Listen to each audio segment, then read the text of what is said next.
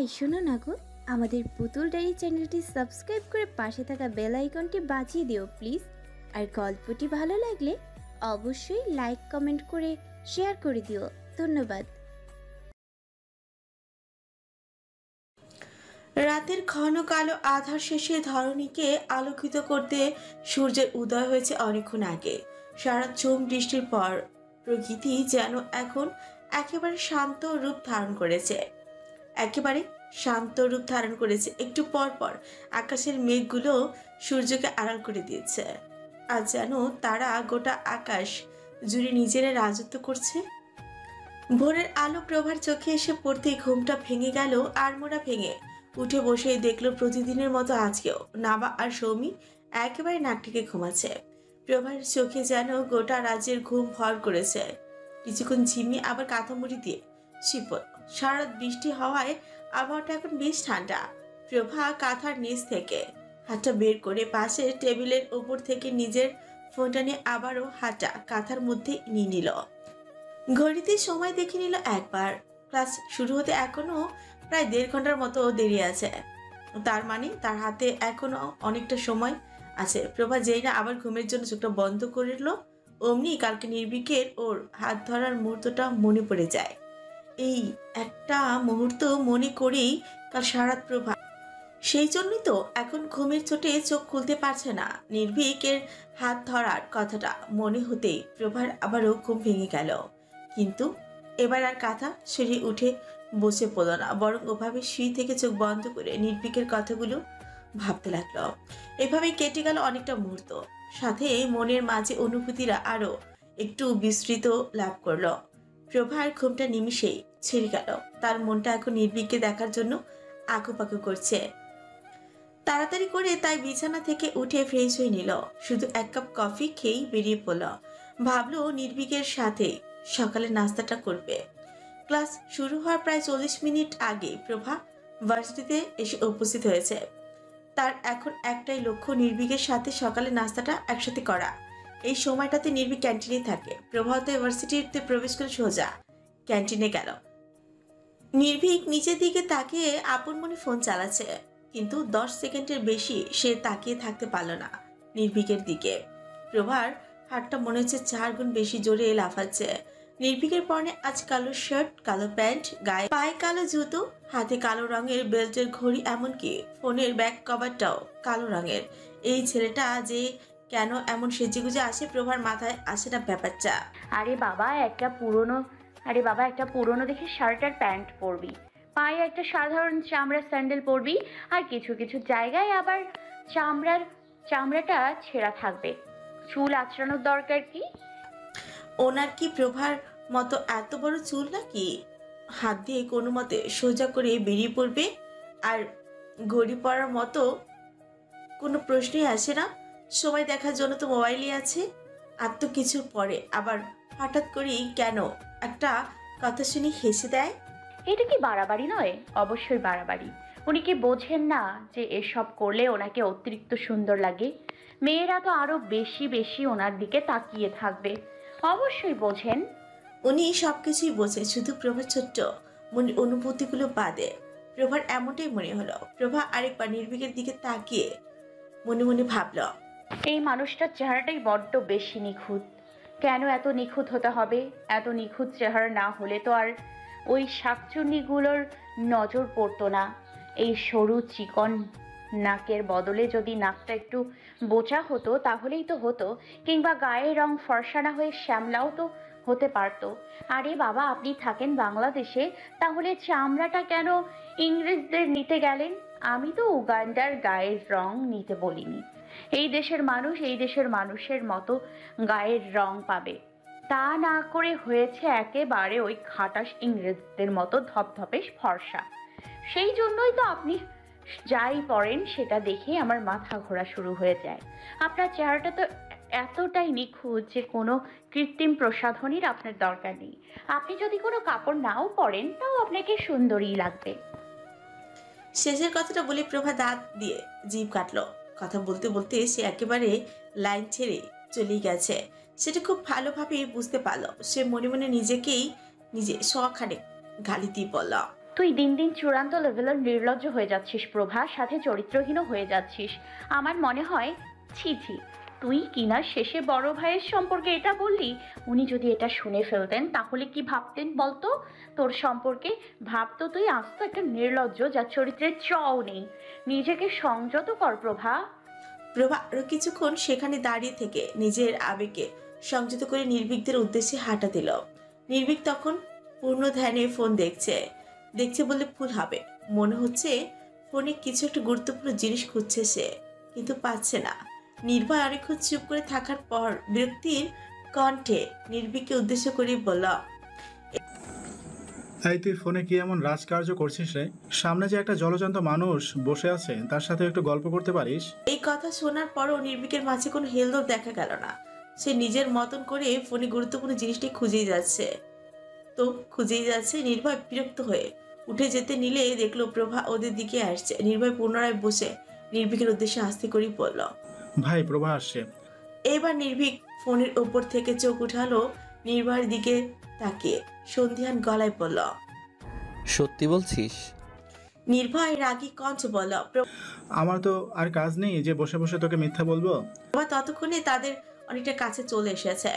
নির্ভীক আর নির্ভয় কে কোনো কথা না বলে সোজা হয়ে দাঁড়িয়ে হাঁটা দিল। নির্ভয় হঠাৎ ওর এহেন কাজে খানিকটা ভ্যাপাচাকাই খেয়ে গেল। ও ভেবেছিল যে নির্ভীক হয়তো প্রভার সাথে কম কথা বলবে, কিন্তু এইভাবে যে ওকে ইগনোর করে চলে যাবে সেটা বুঝতেই পারেনি, তাও আবার ওকে এইভাবে একা ফেলে রেখে।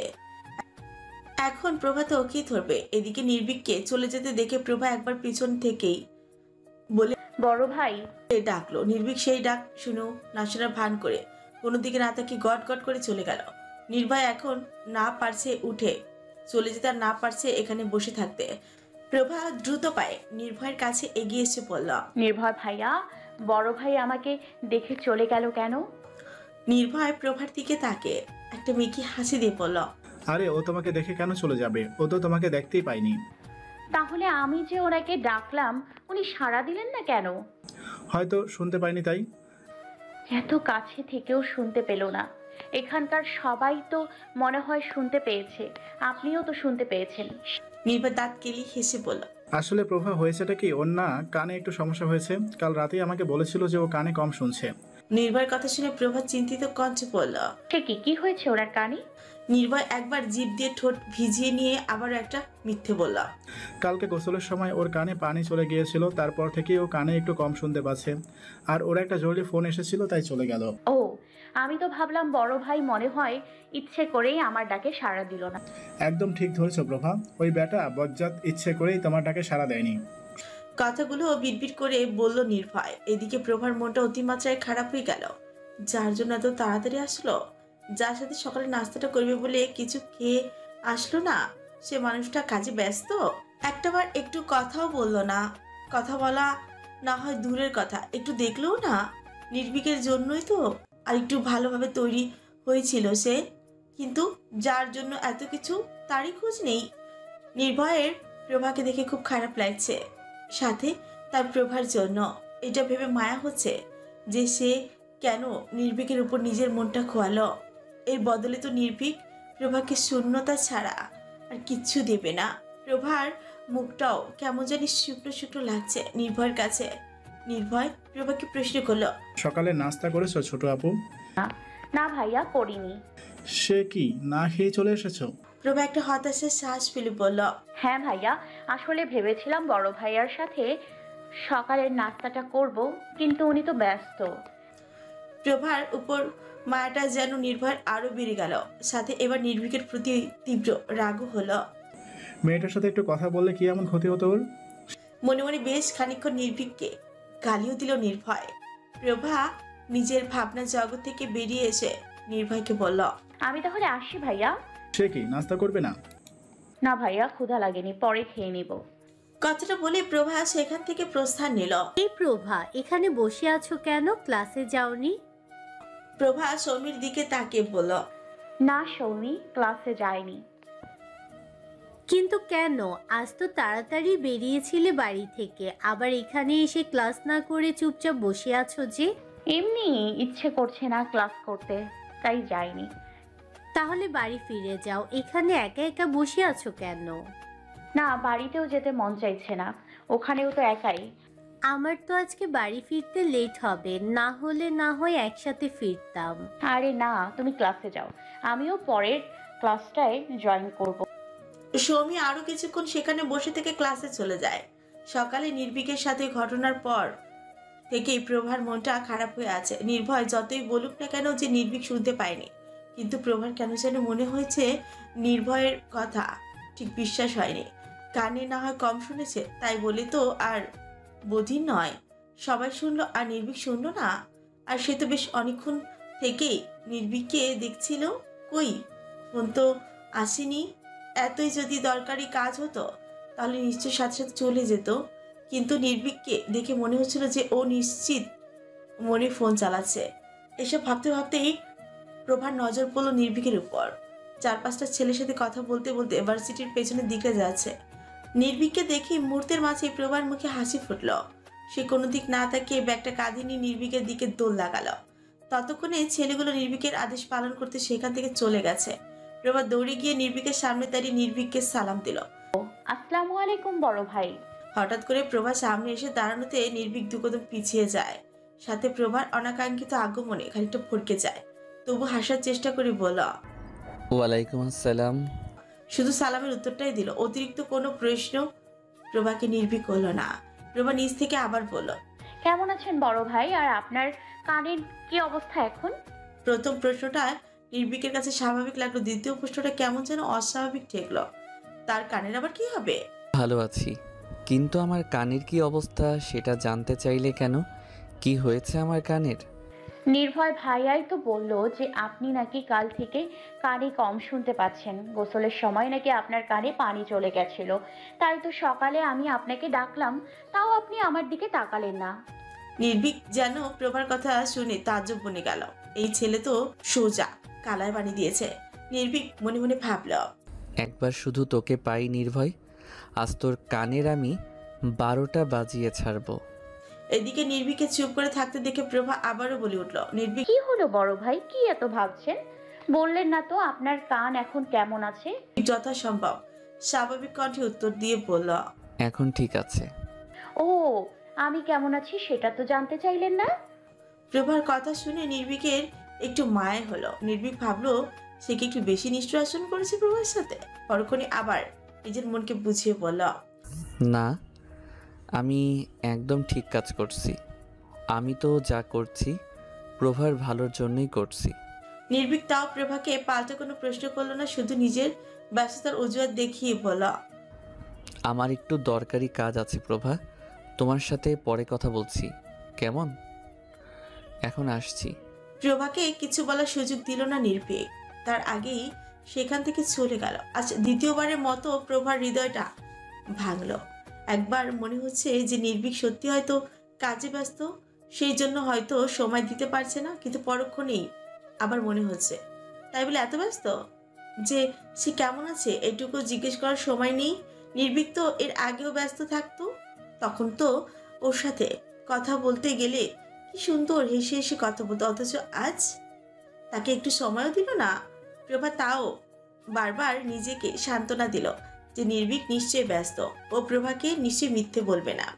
ক্লাস শেষ হওয়ার পর প্রভা আরও প্রায় 1 ঘন্টা নির্ভীকের জন্য অপেক্ষা করলো, কিন্তু নির্ভীক যেন আজকের অমাবস্যার চাঁদ। শত চেষ্টা করেও শত অপেক্ষার পরেও তার দেখা মিলছে না। প্রভা শেষে বাধ্য হয়ে বেরিয়ে পড়লো ভার্সিটি থেকে। ভার্সিটির বাইরে এসে একটু আশেপাশে হাঁটাহাঁটি করতেই প্রভা যে দৃশ্য দেখলো তাতে তার বিস্ময়ের মাত্রা রইল না। সে গত 1 ঘন্টা যাবৎ ভার্সিটির মাঠে বসে নির্ভীকের জন্য অপেক্ষা করছে, অথচ নির্ভীক বাইকের উপর বসে থেকে কয়েকটা ছেলের সাথে গল্প করছে। প্রভা বুঝতে পারছে না যে এটা কিভাবে সম্ভব। তার চোখে ফাঁকি দিয়ে নির্ভীক কখন বাইরে বেরিয়ে এসেছে সেটা প্রভার মাথায় ঢুকছে না। তাহলে হয়তো প্রভা যখন 2 মিনিটের জন্য একটু ওয়াশরুমে গিয়েছিল মুখে পানি দিতে, তখনই নির্ভীক বাইরে বেরিয়ে এসেছে। আর সে অযথায় 1 ঘন্টা যাবৎ রোদের মধ্যে নির্ভীকের জন্য অপেক্ষা করলো। এর থেকে যদি এই বাইরে একবার বেরিয়ে খুঁজতো তাহলে তো কখন দেখা পেয়ে যেত, কিন্তু সে বাইরে বেরিয়ে কেন খুঁজবে? ভার্সিটিতে আসার পর থেকে প্রভা কখনো নির্ভীককে ভার্সিটির এভাবে বাইরে বাইকের উপর বসে আড্ডা দিতে দেখেনি। সবসময় নির্ভীককে তার বন্ধুদের সাথে হয় ক্যান্টিনে পেয়েছে, নয় ভার্সিটির পেছনের দিকটায়। মাঝে মাঝে মাঠে বসে আড্ডা দিতেও দেখেছে, কিন্তু বাইরে দাঁড়িয়ে থেকে আড্ডা দিতে কখনো দেখেনি। অবশ্য এটা যে একেবারে বাইরে সেটাও কিন্তু নয়। প্রভা ভার্সিটি থেকে বেরিয়ে আশেপাশে একটু হাঁটতে গিয়ে তারপর নির্ভীককে দেখতে পেয়েছে। সে যদি ভার্সিটি থেকে বেরিয়ে সোজা রিক্সা নিয়ে বাড়ি চলে যেত তাহলে নির্ভীকের দেখা পেত না। মাথা থেকে সব চিন্তা ভাবনা বাদ দিয়ে প্রভা নির্ভীকের দিকে এগিয়ে গেল। তার কাছে এখন সব থেকে আগে নির্ভীকের সাথে একটু কথা বলা, একটু কথা বলে তার মনের তৃষ্ণা মেটানো। প্রভা এখন প্রতিটা পদক্ষেপ উপলব্ধি করতে পারছে যে নির্ভীকের উপর তার এতটা দুর্বল হওয়া উচিত হয়নি। তার না নিজের উপর কোনো আয়ত্ত আছে, আর না নিজের মনের উপর। সে না হয় নির্ভীককে ভালোবাসতে শুরু করেছে, কিন্তু নির্ভীক তো আর তাকে ভালোবাসে না। তাহলে সে কেন নির্ভীকের থেকে এটা আশা করছে যে নির্ভীক তার সমস্ত কাজ করে শুধু প্রভাকে সময় দেবে? তার এই আশা করাটা কি অযৌক্তিক না? প্রভা তো আর এমন মেয়ে নয় যে নির্ভীককে পছন্দ করে। এর আগে অনেক মেয়ে যারা প্রভার থেকেও দেখতে অনেক সুন্দর, বেশি সুন্দরী ছিল, তারাও নির্ভীককে পছন্দ করত এবং প্রেমের প্রস্তাবও দিয়েছিল, কিন্তু নির্ভীক তাদের কাউকে কখনো হয়তো সেভাবে গুরুত্ব দেয়নি। প্রভা ভাবছে তাহলে সে কেন আশা করছে যে নির্ভীক তাকে গুরুত্ব দিবে? এমনটা তো নয় যে নির্ভীক তাকে বলেছে যে সে তাকে পছন্দ করে, কিংবা কোনো আচরণে বুঝিয়েছে যে সে প্রভাকে পছন্দ করতে শুরু করেছে। বরং নির্ভীকের আচরণ সব সময় স্বাভাবিকই ছিল। প্রভা ভাবলো হয়তো সে বেশি ভেবে নিয়েছিল, কিন্তু তার মন তো আর নিজ থেকে বেশি ভাবতে চায়নি। হ্যাঁ, এটা অবশ্য ঠিক যে নির্ভীক কখনো তার কোনো আচরণে এটা বোঝায়নি যে সে প্রভাকে হয়তো পছন্দ করে, কিন্তু সে যে প্রভাকে অপছন্দ করে এটাও তো কখনো বোঝায়নি। যদি প্রভার সান্নিধ্য তার অসুবিধাই হয়, তাহলে কেন প্রথম দিন থেকে প্রভাকে মানা করলো না যে সে যেন তার আশেপাশে না আসে? কেন সে তাহলে প্রথম দিন থেকে প্রভার সাথে খারাপ ব্যবহার করলো না? প্রভা যখন ওদের সাথে এক টেবিলে বসতে চেয়েছিল তখন কেন সে প্রভাকে নিষেধ করলো না? না করতো তো পারত। কেন কালকে হাত ধরে ধরে এই বাজারের ভেতরটায় ঘোরালো? কেন একটা ছেলে ওকে স্পর্শ করেছিল বলে অতটা রেগে গিয়েছিল? এরকম আরো হাজার খানেক প্রশ্ন মাথায় নিয়ে প্রভা নির্ভীকের সামনে গিয়ে দাঁড়ালো। হঠাৎ প্রভাকে তার সামনে দেখে নির্ভীক ভূত দেখার মতো চমকে উঠল। একবার নিজের ঘড়ির দিকে তাকিয়ে, সময় নিয়ে বিস্ময় ভরা চাহনিতে প্রভার দিকে তাকিয়ে বলল, তুমি এখনো বাড়ি যাওনি প্রভা? অনেকক্ষণ আগে তো তোমাদের ক্লাস শেষ হয়ে গেছে, এখনো কি করছো এখানে? একটু কাজ ছিল বড় ভাই। আপনি এখনো বাড়ি যাননি কেন? আমার তো সবেমাত্র কাজ শেষ হলো ওদের সাথে, একটু কথা বলে ভাবছিলাম বাড়ি যাব। নির্ভীক হালকা একটু হেসে বলল। এতে যেন মুহূর্তের মাঝে প্রভার রাগ অভিমান দূর হয়ে গেল। একেই কি ভালোবাসা বলে? মনের মধ্যে এত রাগ, এত অভিমান লুকিয়ে রাখার পরেও প্রিয় মানুষটার মুখ, শুধু মুখের হালকা হাসি, একটা হাসিতেই নিমিষে সব দূর হয়ে গেল। প্রভা ভাবলো না, সত্যিই মনে হয় নির্ভীক অনেক বেশি ব্যস্ত। হঠাৎ করে প্রভার মনের মাঝে একটা ইচ্ছে জাগলো। তার খুব ইচ্ছে করছে নির্ভীকের বাইকের পেছনে বসে যাওয়ার। আচ্ছা, নির্ভীক তাকে বাইকে বসাবে? কি এমন হবে একটু বাইকে করে বাড়িতে পৌঁছে দিলে?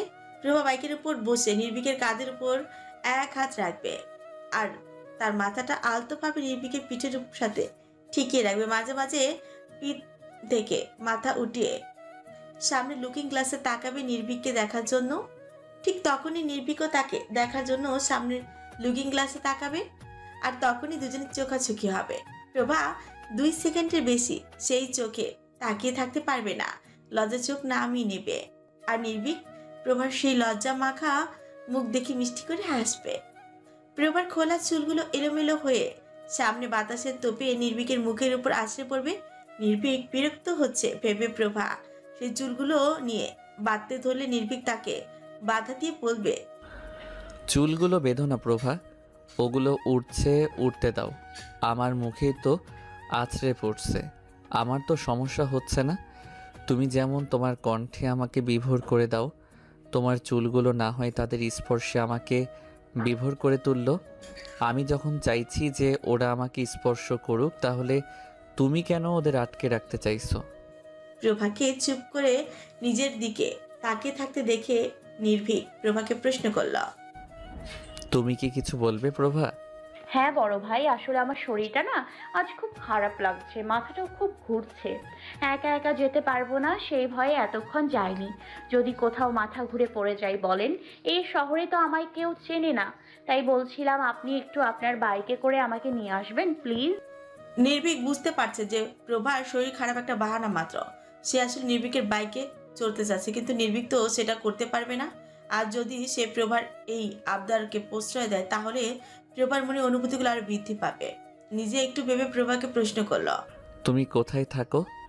প্রভা তার ঠিকানা বলার পর নির্ভীক আরো কিছুক্ষণ ভাবল। তারপর তার পাশের একটা ছেলেকে ইশারায় ডেকে তাকে কি যেন বলল। নির্ভীকের কথা শুনে ছেলেটা চলে গেল। এদিকে প্রভা কিছুই বুঝতে পারছে না যে নির্ভীক ওকে বাইকে উঠাবে নাকি উঠাবে না। 5 মিনিট পর ছেলেটা আবার সেখানে ফিরে এলো, সাথে এবার একটা মেয়েও আছে।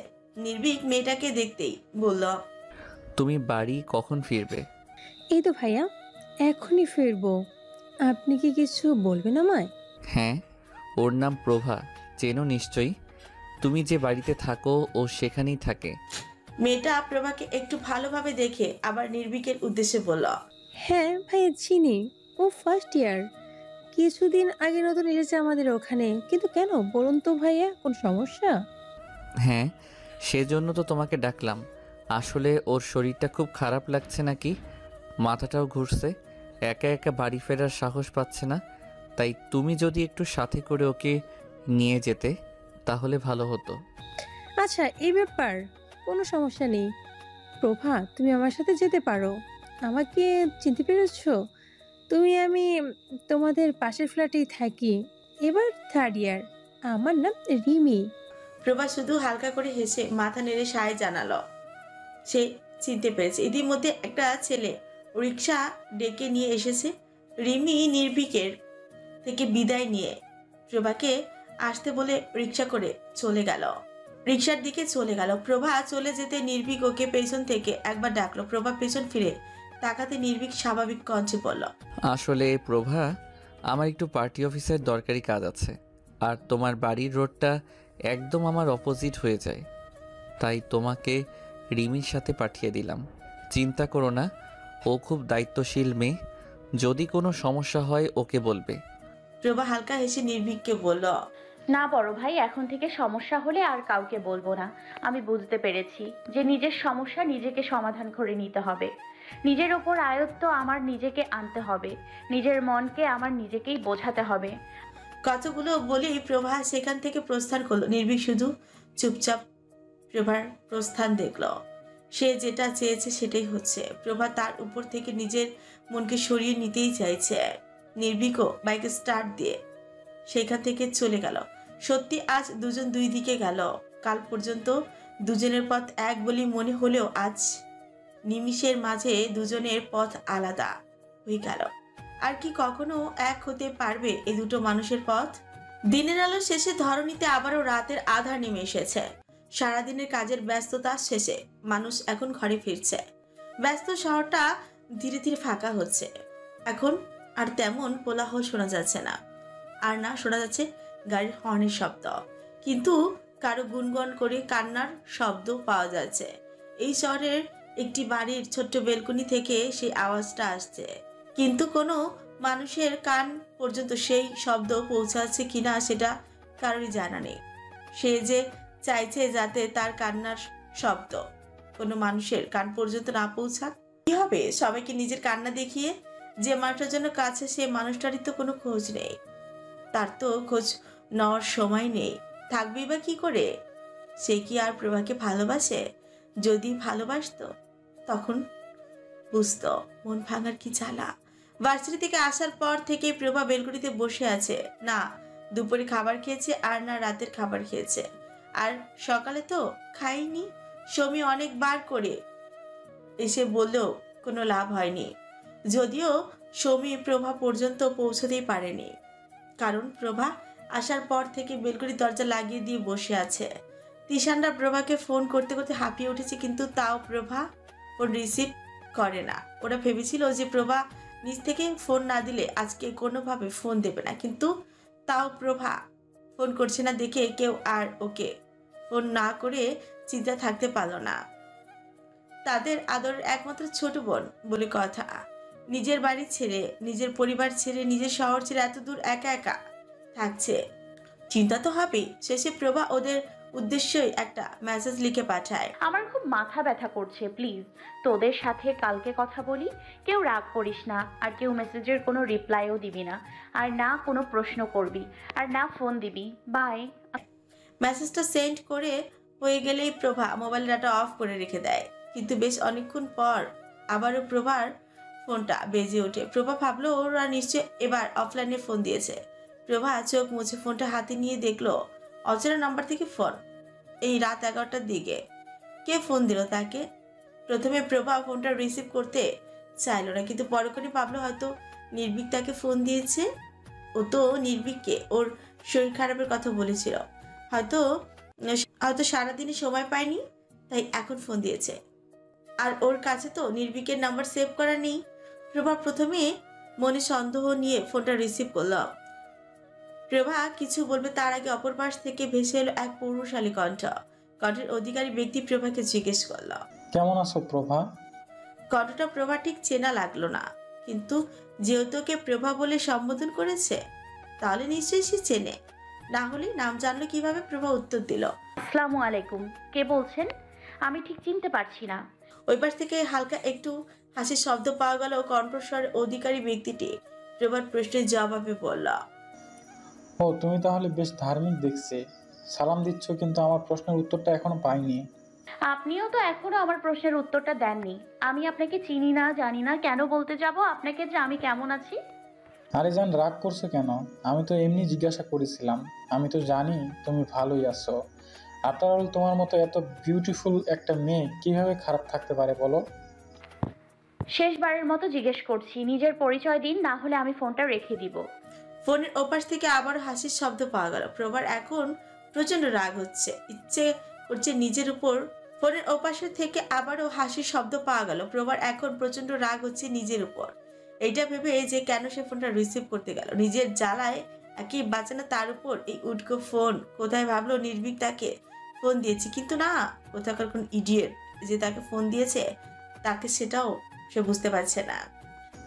পরিচয় দিলেই কি তুমি আমাকে চিনতে পারবে জান? আমি তো তোমাকে সারাদিনই দেখি, কিন্তু তুমি তো আর আমার দিকে তাকাও না। কিভাবে চিনবে বলো? এই এক সেকেন্ড। বারবার জান জান বলা শুরু করেছেন, হ্যাঁ? মেয়ে মানুষের কণ্ঠ শুনলেই তারা আপনাদের জান হয়ে যায় না? ফালতুমি করার জায়গা পান না, বেয়াদ্দব ছেলে। এই আহা, ফালতুমি কেন করতে যাব? কিন্তু যাই বলো তোমাকে কিন্তু আজকে কমলা রঙের জামায় দারুণ লাগছিল। ভাবছিলাম তোমাকে একটা কমলা রঙের শাড়ি গিফট করব। নেবে নাকি আমার গিফট? এবারের কথাটা শুনে প্রভা বুঝতে পারলো যে এটা সত্যিই চেনে, কারণ সে যে আজ ভার্সিটিতে কমলা রঙের জামাই পরে গিয়েছিল। কিন্তু কে ছেলেটা সেটা বুঝতে পারছে না প্রভা। রাগী কণ্ঠে জিজ্ঞেস করলো, আপনি বলবেন আপনার নাম কি? তুমি এতটা ডেসপারেট আমায় চেনার জন্য? So sweet. আমার নাম রুবেল। তোমার ভার্সিটিতেই 3rd ইয়ারে পড়ি, ডিপার্টমেন্ট বাংলা। কি চিনতে পারলে? নিজেকে কি ভাবেন, ফিল্মের সুপারস্টার? যে আপনি নাম বললেন আর সাথে সাথে আমি চিনে গেলাম? আমি কোনো রুবেল টুবেলকে চিনি না। আর সাবধান করে দিলাম, দ্বিতীয়বার যদি আমার ফোনে কল এসেছে তাহলে আপনার নামে কিন্তু কমপ্লেইন দেব ডিরেক্ট। ফালতু কোথাকার। কথাটা বলে প্রভা ফোনটা রেখে নাম্বারটা ব্লক লিস্টে ফেলে দিল। আজকে এই অসভ্যটাকে তাকে ফোন দিতেই হয়েছে। একেই তো মন খারাপ, তারপর এখন মুডটাও খারাপ করে দিল। প্রায় 5 মিনিট পর প্রভার ফোনে আবার অচেনা নাম্বার থেকে ফোন আসলো। প্রভা বুঝতে পারছে না সব অচেনা নাম্বার থেকে কি আজই তার কাছে ফোন আসতে হচ্ছে, তাও আবার এই রাতের বেলা। প্রভা ঠিক করলো এবার ফোনটা রিসিভ করবে না। কিছুক্ষণ রিং হয়ে ফোনটা কেটে গেলে প্রায় 10 সেকেন্ডের ব্যবধানে ফোনটা আবারও বেজে উঠল। প্রভা বিরক্তির চোখে তাকিয়ে দেখলো আগের নাম্বারটা থেকে ফোন এসেছে। প্রভা ভাবলো কি তার সাথে কথা বলতে না পেরে দম আটকে মরছে সেটা আগে দেখবে। হ্যালো, কে বলছেন? এত রাতে ফোন দিয়ে বিরক্ত করার মানেটা কি? হ্যাঁ, দিনের বেলা দিতে পারেননি? ঠিক আছে জান, রাগ করো না। কাল থেকে বরং দিনের বেলায় ফোন দিব। আজকের রাতটা একটু কষ্ট করে আমার সাথে কথা বলে কাটাও। এই বেয়াদব ছেলে, আপনি আবার আমার ফোন দিয়েছেন? আপনার তো দেখছি লজ্জা শরম কিচ্ছু নেই। হ্যাঁ, এত কিছু বলে অপমান করার পরেও আবার ফোন দিয়েছেন। কি করব বলো তুমি? কি করব বলো? তুমি তো আমাকে অসভ্য হতে বাধ্য করেছ। আচ্ছা তুমি কি ফ্রি আছো? তোমাকে না খুব দেখতে ইচ্ছা করছে। 10 মিনিট পর একটু নিচে নামো তো, আমি দেখা করতে আসছি। এই শুনুন, অতিরিক্ত করবেন না। 10 মিনিট কেন, 10 বছর পরেও আমি আপনার জন্য নিচে নামবো না। সাবধান করে দিচ্ছি আপনাকে, আমার বড় মামা কিন্তু ডিআইজি, আমার ছোট মামা বিভাগীয় ম্যাজিস্ট্রেট। একবার যদি আপনার কথা ওদেরকে বলেছি, যেখানে আছেন সেখান থেকে তুলে এনে আছাড় মারবে। স্বভাব তো কুত্তার মতো। এত অপমান করার পরেও আবার ঘুরে ফিরে লেজ নাড়াতে নাড়াতে আমাকে ফোন দিয়েছেন। যাকে তাকে জান করে ডাকাটা বাদ দিন, না হলে কোনদিন ভুলে কার জানে হাত দিয়ে দেবেন, শেষে দেখবেন নিজের জানটাই আর থাকলো না। কুত্তা কোথাকার। কথাটা বলে প্রভা ফোনটা রেখে আবারও এই নাম্বারেই টপ ব্লক লিস্ট করে ফেলে দিল। এবার সাথে সাথে এই ফোনটা সুইচ অফ করে দিল। না জানি এটা আবার কোন ঝামেলা। প্রভা ভাবছে ছেলেটা তো তার 2 মামার ভয় দেখিয়ে দিল, কিন্তু সে তো তার মামাদের এই বিষয়ে কিছুই বলতে পারবে না। একবার যদি তারা শুনে যে কোনো ছেলে রাত বিরাতে প্রভাকে ফোন দিয়ে বাজে কথা বলেছে, তাহলে ছেলেটার অবস্থা তো খারাপই করবেই, সাথে প্রভারও। আর এখানেও পড়া হবে না। আর প্রভা এখন যাই হয়ে যাক, ভার্সিটি কোনো মতে ছাড়তে পারবে না। ভার্সিটি ছাড়লে তো নির্ভীকের সাথে আর দেখা হবে না, কিন্তু নির্ভীকের সাথে যে তার এখনো অনেক কথা বাকি। কাল ভার্সিটিতে গিয়ে সে নির্ভীকের সাথে আবার কথা বলার চেষ্টা করবে। যদি কালকেও নির্ভীক প্রভার সাথে কথা না বলে, তাহলে প্রভাও আর কথা বলার চেষ্টা করবে না কোনোদিন। কিন্তু সবটা জানার জন্য তাকে কাল সকাল পর্যন্ত অপেক্ষা করতে হবে। প্রভা আর রুমে গেল না, বারান্দায় বসেই থাকলো। আজ তার চোখে ঘুম নেই, কোনো মতে আসবে না। কি করে ঘুম আসবে? ঘুমের জন্য তো একটু শান্তি দরকার। আর তার সব শান্তি তো ওই নির্ভীক নামক মানুষটা নিয়ে চলে গেছে। আসসালামু আলাইকুম ভাই। ওয়ালাইকুম আসসালাম, কি খবর বল? ভাই খবর তো ভালো না। ওই মেয়েকে ফোন দিয়েছিলাম, প্রথম নাম্বারটা ব্লক করে দিছে, তাই আমি আবার আরেকটা নাম্বার থেকে কল দিছিলাম, ওটাও ব্লক করে দিছে। আমার কাছে তো আর সিম নাই ভাই। শেষে আবার অনেক হুমকিও দিল। শেষের কথাটা যেন উৎসব আগ্রহ খুঁজে পেল। কি হুমকি দিয়েছে? ভাই বলল ওর বড় মামা নাকি ডিআইজি, আবার ছোট মামা নাকি বিভাগীয় ম্যাজিস্ট্রেট। আমার খোঁজ পাইলে নাকি আমাকে আছাড় মারবে। ভাই আমি ফাঁসবো না তো? তোকে আমি আগেই বলেছি এসব ব্যাপারে ফাঁসবি না, সেই দায়িত্ব আমার। কিন্তু যদি ওই নির্ভীকের হাতে মার খাস, সেই দায়িত্ব কিন্তু আমার না। ভাই তাই বলে মারতে ধরলে একটু আগাবেন না? এমনি এমনি তো আর তোকে মালদ্বীপে ট্যুরে পাঠাচ্ছি না। কিছু পেতে গেলে কিছু তোকে দিতে হবে। এখন তুই ভেবে নে তুই কোনটা বেছে নিবি। নির্ভীক তোকে মারবে কিনা সেটা গ্যারান্টি নেই, ও তোকে না মারতে পারে। কিন্তু তুই যদি আমার এই কাজটা ঠিকঠাকভাবে করে না দিস, তাহলে তোর মালদ্বীপে যাওয়াটাই কিন্তু ফাইনাল। এখন তুই যদি এটা করতে না চাস, তাহলে আমাকে বলে দিতে পারিস, আমি অন্য কাউকে দিয়ে করিয়ে নেব। আরে না না উৎসব ভাই, আমি সেটা বলেছি নাকি? আমি করব তো, আপনি চিন্তা করবেন না, সব আপনার প্ল্যান অনুযায়ী হবে। ভালো লাগলো তোর কথা শুনে, চিন্তা করিস না, কালকে সিমের ব্যবস্থা আমি করে দেব। আর একটা কথা মাথায় রাখিস, নির্ভীকের হাতে মার খেয়ে যদি আমার নাম ভুলেও মুখে এনেছিস, তাহলে যেটুকু জান তোর মধ্যে অবশিষ্ট আছে সেটা কিন্তু আমি নিয়ে নেব। তখন মালদ্বীপে না গিয়ে ডিরেক্ট কভারও ট্যুর করতে যাবে। এইটুকু বলেই উৎসব ফোনটা রেখে দিল। উৎসবই রুবেলকে বলেছে প্রভাকে ফোন করে বিরক্ত করার জন্য। উৎসবের হাতে থাকা সিগারেট শেষ একটা টান দিয়ে সেটা ফেলে দিল। প্যাকেট থেকে আরেকটা সিগারেট বের করে নিয়ে সেটাতে আগুন ধরিয়ে টান দিল। ভালোবাসা হারানোর কি জ্বালা এবার আমি তোকে বোঝাবো। তুই যেমন আমার ভালোবাসাকে আমার হতে দিস না, আমিও তোর ভালোবাসাকে তোর হতে দেব না। কিন্তু আমি তোকে এখনই আটকাবো না, আগে নিশ্চিত হই, তারপর তোর অনুভূতিগুলোকে বাড়তে দেব। বাড়তে বাড়তে যখন সেগুলো সীমা ছাড়িয়ে যাবে, তখন তোর থেকে কেড়ে নেব। যে জ্বালায় আমি চলছি সে একই জ্বালায় আমি তোকেও চালাবো, শালা হারামি। উৎসব এই সিগারেটটাও শেষ করে আকাশের দিকে তাকিয়ে একটা গান ধরল। প্রেম যে বোবা, প্রেম যে কালা, তাই প্রেমই এতই জ্বালা, সে জ্বালায় পরাণ কান্দে রে। তুই কাঁদবি নির্ভীক চৌধুরী, তুই অবশ্যই কাঁদবি। এই উৎসব মির্জা তোকে কাঁদাবে। তুই আমাকে কাঁদিয়েছিস আর আমি তোকে কাঁদাবো না? ইম্পসিবল। এই উৎসব মির্জাতে প্রতিশোধ নেওয়ার কথা ভুলে না। তোকে আমি সর্বোচ্চ পর্যায়ের অসহায় বানাবো, এতটা অসহায় বানাবো যে তুই ভাবতেও পারবি না। প্রেমের যে কি জ্বালা সেটা তুই এবার টের পাবি।